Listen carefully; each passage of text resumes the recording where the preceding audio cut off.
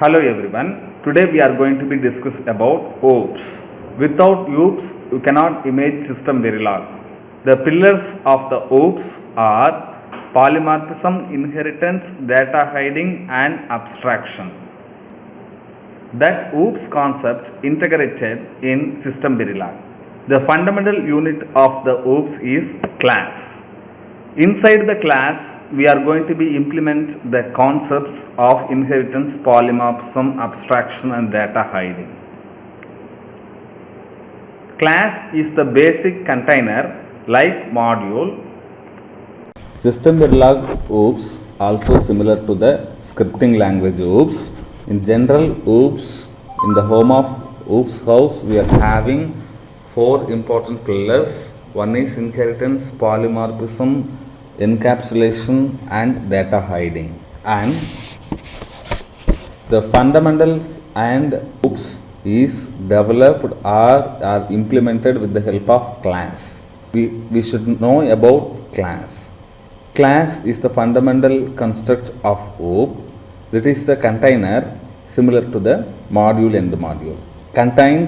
The class contains properties and methods. What is methods? Named objects are called methods. Named values are called properties. For properties, example is int a and real b. A and b should have a values. That's why we are calling named values. Function and task used to call methods, because function and methods having the object. Based on the object or instance we are accessing, that instance can be integrated or initialized inside the class. Another important function of class is another important property of class is it can be declared or destroyed dynamically. Next, polymorphism. Polymorphism is the concept of declaring or handling method of an object. Next, encapsulation. Encapsulation is the concept which is used to separate the data, and it is enabling the data hiding concepts. And next, inheritance.